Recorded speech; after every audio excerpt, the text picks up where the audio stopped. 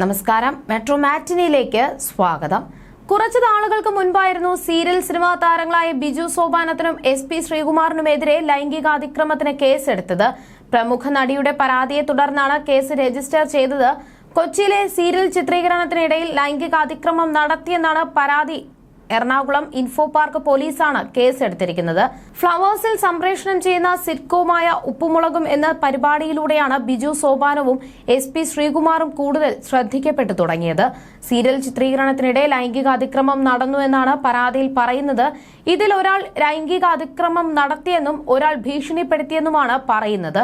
എന്നാൽ ഇപ്പോഴിതാ തനിക്കെതിരായി ഉയർന്ന ലൈംഗിക അതിക്രമ പരാതിയിൽ വിശദീകരണവുമായി രംഗത്തെത്തിയിരിക്കുകയാണ് നടൻ ബിജു സോപാനം. ഇത്രയും വർഷത്തെ തന്റെ കലാജീവിതത്തിനിടയിൽ ആദ്യമായിട്ടാണ് ഇത്തരമൊരു ആരോപണം നേരിടേണ്ടി വന്നത്.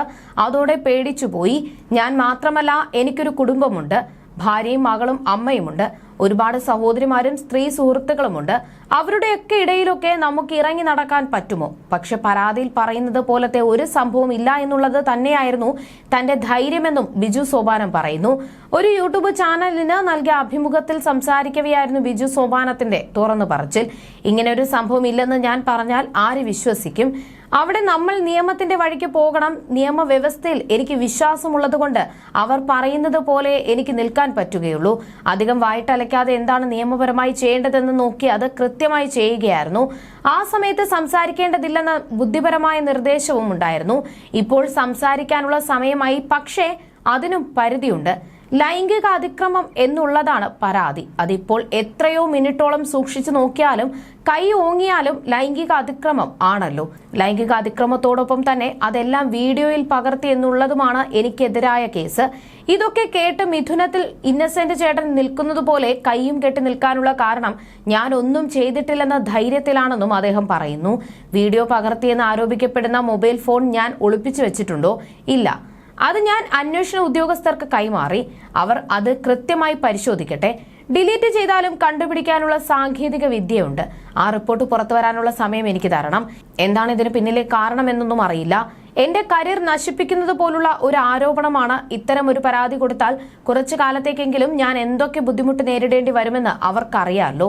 ഞാൻ എന്ത് ലൈംഗിക അതിക്രമമാണ് നടത്തിയതെന്ന് പരാതി കൊടുത്തവർ സ്വന്തം മനസ്സാക്ഷിയോട് ചോദിക്കണം. ഞാൻ ചെയ്തിട്ടില്ലെന്ന കാര്യത്തിൽ എനിക്ക് നല്ല ഉറപ്പുണ്ട്. പിന്നെ കോടതി വഴി തന്നെ എന്റെ നിരപരാധിത്വം തെളിയുമ്പോൾ ആളുകൾക്കും വിശ്വാസമാകും. ശ്രീകുമാറിനെതിരെയും ആരോപണമുണ്ട്. സെറ്റിൽ വാ തുറന്ന് സംസാരിക്കാത്ത ഒരു വ്യക്തിയാണ് അവൻ. തിരക്കഥ വായിക്കാൻ മാത്രമേ അവൻ വാ തുറക്കുകയുള്ളൂ. അത്തരത്തിൽ ആരുടെയും കാര്യത്തിൽ ഇടപെടാതെ മാറി നിൽക്കുന്നവനാണ് ശ്രീകുമാർ എന്നും ബിജു സോപാനം പറയുന്നു. ഈഗോ വിഷയങ്ങൾ ഒരുപാട് ഉണ്ടായിട്ടുണ്ട്. അവിടെ ചെറിയൊരു കോക്കസ് ഉണ്ട്. ഇവനെ അകത്താക്കുമെന്ന് പറഞ്ഞതായി പലരും പറഞ്ഞ് ഞാൻ അറിഞ്ഞിട്ടുണ്ട്. എന്തൊക്കെയായാലും കലാകാരന്മാർ അല്ലേ, അതുകൊണ്ട് തന്നെ ഇത്രയും ക്രൂരമായി ചിന്തിക്കില്ല എന്നുള്ളതായിരുന്നു നമ്മുടെ വിശ്വാസം. എല്ലാം തുറന്നു പറയണമെങ്കിൽ കേസ് കഴിയട്ടെ എന്ന് മാത്രമേ പറയാനുള്ളൂ.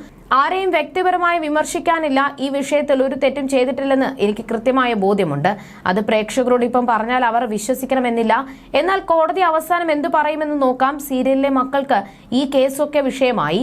അവർ നിസ്സഹായ അവസ്ഥയിലാണ്. എനിക്ക് നിയമം മതി.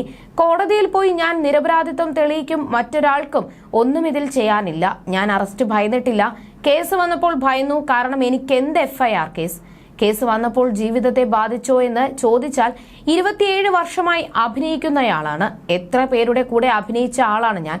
വൈരാഗ്യ ബുദ്ധിയോടെയാണ് എനിക്കെതിരെ കേസ് കൊടുത്തത്. ബാലുചേട്ടൻ ഇത് ചെയ്യുമോ? എന്താണ് സത്യമെന്ന് തുറന്നു പറഞ്ഞൂടെ ചേട്ടാ എന്നൊക്കെയാണ് ചോദ്യങ്ങൾ. പറയാൻ പറ്റാത്ത അവസ്ഥയാണ്. അതുകൊണ്ടാണ് മിണ്ടാനാകാത്തത്. നിരാലംബരായ സ്ത്രീകൾക്ക് വേണ്ടി ശക്തമായ നിയമങ്ങൾ ഇവിടെ വേണം. പക്ഷെ അത് ഏത് രീതിയിൽ ഉപയോഗപ്പെടുത്തിയെന്നാണ്. കേസ് വന്നപ്പോൾ സിനിമയിലും സീരിയലിലും അഭിനയിച്ചതിനേക്കാൾ റീച്ച് കിട്ടി. ഇപ്പോഴും ഞാൻ അടങ്ങിയിരിക്കുന്നത് എനിക്ക് എന്നെ നന്നായി അറിയുന്നത് കൊണ്ടാണ്. സ്ഥാപനത്തിന് ദുഷ്പേരുണ്ടാക്കുന്ന കേസാണല്ലോ. അവർ അതുകൊണ്ട് മാറ്റി നിർത്തിയതിൽ കുഴപ്പമില്ല. അതാണ് അവർ ചെയ്യേണ്ടത്. അവർ പറഞ്ഞത് നിരപരാധിത്വം തെളിയട്ടെ എന്നിട്ട് പ്രവർത്തിക്കാമെന്നാണ്. വിഷമമുണ്ട്. പക്ഷേ അതിനെ നേരിടാനുള്ള ചങ്കൂറ്റം ഞാൻ തെറ്റ് ചെയ്തിട്ടില്ലെന്ന ബോധ്യമാണ്. എനിക്കെതിരെ പോകുമ്പോൾ എന്റെ കരിയറിനെ ബാധിക്കുമെന്ന് അറിയാത്ത ആളല്ലല്ലോ പരാതി കൊടുത്തത്. എന്നെ ആക്രമിച്ചു എന്നല്ല, ലൈംഗിക അതിക്രമം എന്നാണ്. ലൈംഗികമായി പീഡിപ്പിച്ചു എന്നൊക്കെയാണ് കേട്ടത്. കേസ് ഭാര്യയ്ക്കും മക്കൾക്കും ഒക്കെ വിഷമമുണ്ടാക്കി. ഞാൻ ഇവിടെ നിന്ന് കരഞ്ഞു കാണിച്ചാൽ കാര്യമുണ്ടോ? ആർക്കാണ് സന്തോഷമുണ്ടാകുക? കേസിനെ കുറിച്ച് അറിഞ്ഞു വന്നപ്പോൾ ആകെ പേടിയായിപ്പോയി. എന്റെ ജീവിതത്തിലെ ആദ്യ സംഭവമാണ്. മുൻകൂർ ജാമ്യം ലഭിക്കാൻ വലിയ പാടുണ്ടായില്ല. കോടതിക്ക് പെട്ടെന്ന് തന്നെ കാര്യം മനസ്സിലായി. എന്നെയും ശ്രീകുമാറിനെയും ചേർക്കാൻ എന്നെയും ശ്രീകുമാറിനെയും ചേർക്കാൻ കാരണം എന്താണെന്ന് ഞങ്ങൾക്കറിയില്ല. ഞാനും ശ്രീകുമാറും അടുത്ത ബന്ധം പുലർത്തുന്നവരാണ്. ഈ കേസൊക്കെ അവന് ചിരിയാണ്. അവൻ ആരോടും അധികം സംസാരിക്കാത്ത ആളാണ്. കലാകാരനായി തുടരാൻ തന്നെയാണ് തീരുമാനം. കേസ് വന്നപ്പോൾ ആരും മാറ്റി നിർത്തിയിട്ടൊന്നുമില്ല. എന്നെ അറിയുന്നവർ എന്നെ ചേർത്ത് നിർത്തിയിട്ടുണ്ട്. കരിയറിനെ അതിനാൽ യാതൊരു തരത്തിലും ബാധിച്ചില്ല. കേസിലെ ഏറ്റവും വലിയ തെളിവ് മൊബൈലാണ് അടികൂടിയത് അതിൽ പകർത്തിയെന്നാണ് കേസ്. അപ്പോൾ തെളിവ് അതിൽ കാണുമല്ലോ. CCTV ഉണ്ടോ അവിടെ എന്ന് എനിക്കറിയില്ല. ഉണ്ടായെങ്കിലെന്ന് ആഗ്രഹിച്ചിട്ടുണ്ട്. നിരന്തരം പീഡിപ്പിച്ചു എന്നാണ് പരാതി. എങ്ങനെയാണ് നിരന്തരം പീഡിപ്പിക്കുക? ഒരിക്കൽ നോ പറഞ്ഞാൽ തീരില്ലേ? നോ പറയേണ്ടിടത്ത് നോ പറയണം. പരാതി കൊടുത്ത ആളുടെ പേര് പറഞ്ഞാൽ അടക്കം അത് നിയമപ്രശ്നമാണ്. അതുകൊണ്ട് കേസിനെ കുറിച്ച് മിണ്ടരുതെന്ന് നിയമപരമായ നിർദ്ദേശമുണ്ടായിരുന്നു. ഇപ്പോൾ കേസ് കരയ്ക്കടുക്കാറായി. അതിനാലാണ് പ്രതികരിക്കുന്നത്. എന്തുകൊണ്ടാണ് കേസിനെ കുറിച്ച് പറയാത്തതെന്നും എന്താണ് സംഭവിച്ചത് എന്ന യാഥാർത്ഥ്യം അറിയാനും പ്രേക്ഷകർക്ക് ആഗ്രഹം കാണും. പക്ഷെ പറയാൻ സാധിക്കാത്തത് എങ്ങനെ പറയാൻ പാടില്ലാത്തതിനാലാണ്. 100% എനിക്ക് വിശ്വാസമുണ്ട് ഞാൻ നിരപരാധിയാണെന്ന്. അതുകൊണ്ടാണ് എന്നെ ഒരു തരത്തിലും ബാധിക്കാത്തത്. എനിക്കെതിരായ കുറ്റം ഞാൻ കോടതി വഴി തെളിയിക്കും എന്നും ബിജു സോപാനം കൂട്ടിച്ചേർത്തു.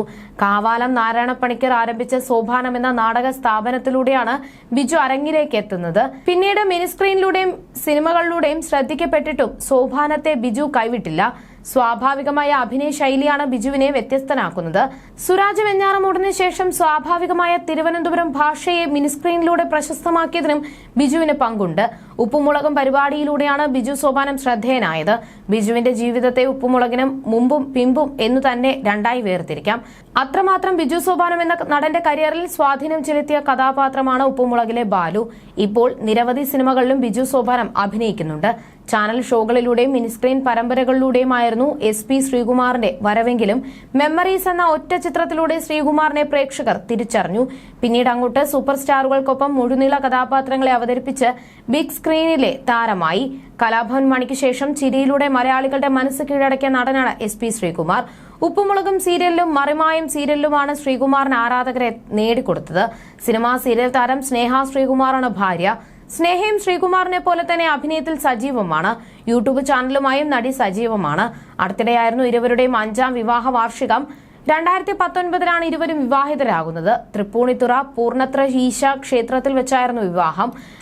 മറിമായത്തിലുള്ളവരെല്ലാം എത്തിയിരുന്നു. ഇപ്പോൾ താരദമ്പതികൾക്ക് ആൺകുഞ്ഞ് കൂടിയുണ്ട്.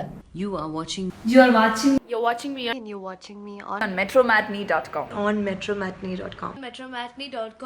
metromatney.com. Subscribe for more videos. Subscribe for more videos. Subscribe here for more videos. Subscribe now. Thank you.